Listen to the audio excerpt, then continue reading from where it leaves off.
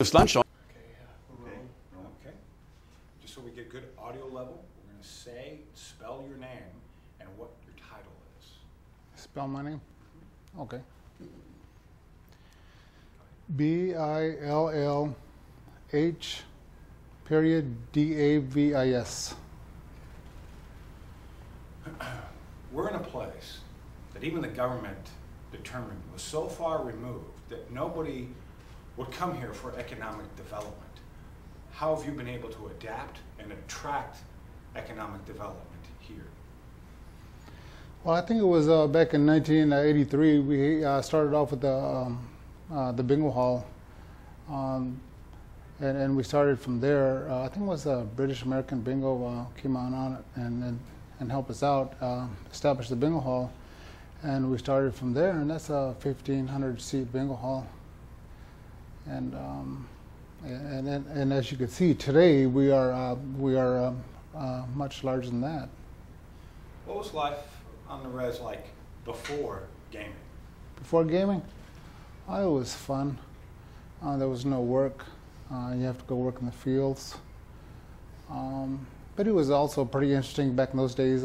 Everything was like a family, you know, like if we needed some salt or flour, we would be sent as kids, go down to uncles or aunts or someone's house down the road and or down the trail and say, hey, mom or uncle wants to know if we could, if you have any flour or salt, whatever. Yeah, that's pretty interesting back in those days. Yeah, it was pretty interesting. Most people had to leave the reservation for work, whether they're working in the vineyards, and actually stay there for the season. And so you would lose and separate families. Was that true? Yeah, that's very much true. As far as I remember, I was just a baby when I used to be out in the fields, great fields. I think I was probably about 3 or 4 when I was spraying grapes from my mom. And yeah, we used to go out off the reservation and camp out there. I remember those days. Very much true. And to be separated from family must be. And then separated from the family on the reservation? Yeah, that's absolutely true. Today, because of gaming revenues, what are you able to do to rebuild community? Well, if you take a look around, you see that we are making quite a bit of things possible. You know, creating jobs, helping the county, the community. Yeah, it's doing very good. Do you remember what Lemoore was like before the casino? Was there a lot of buildings and hotels and things like that, or was it pretty quiet? Well, back in those days, it was pretty quiet.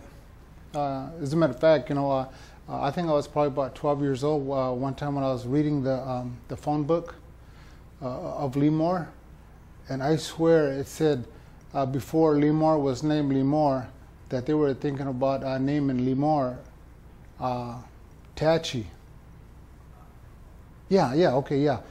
I remember before they named Lemoore, they were thinking about naming the city of Lemoore La Tachi.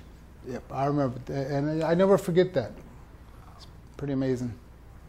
Do you think perceptions have changed within the community? Perception? Yes, I really think it does. It has changed. Just take a look out there. I think the community is changed.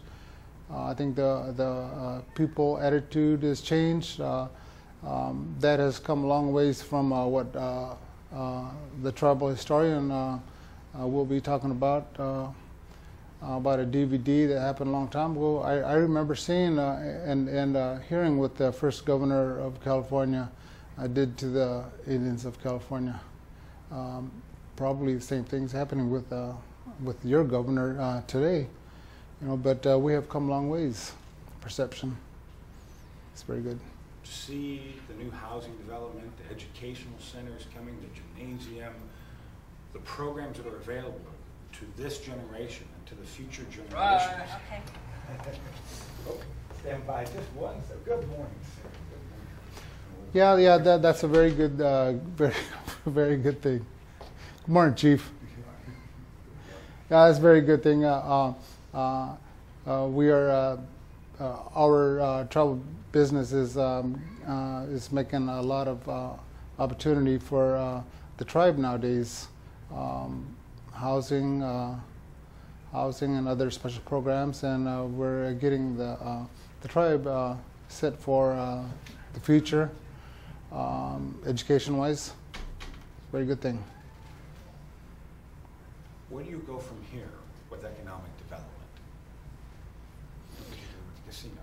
You're expanding, there are new additions coming? Yeah, we are going to create jobs, more jobs. I have seen the casino when we had about 35 employees, 50 employees. We are growing now. We're up to 1,300 employees, creating new jobs, more jobs for the community, for the people, and we are going to even grow from 1,300. I bet you we're going to go up to about 1,500 or 1,600 more jobs for the community. This historically was a place of sanctuary for many tribes that came fleeing persecution and extermination.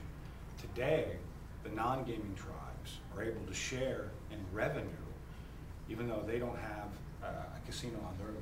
But it's helping them develop their education, their educational programs, their land programs. How does that make you feel? Well, makes me feel good.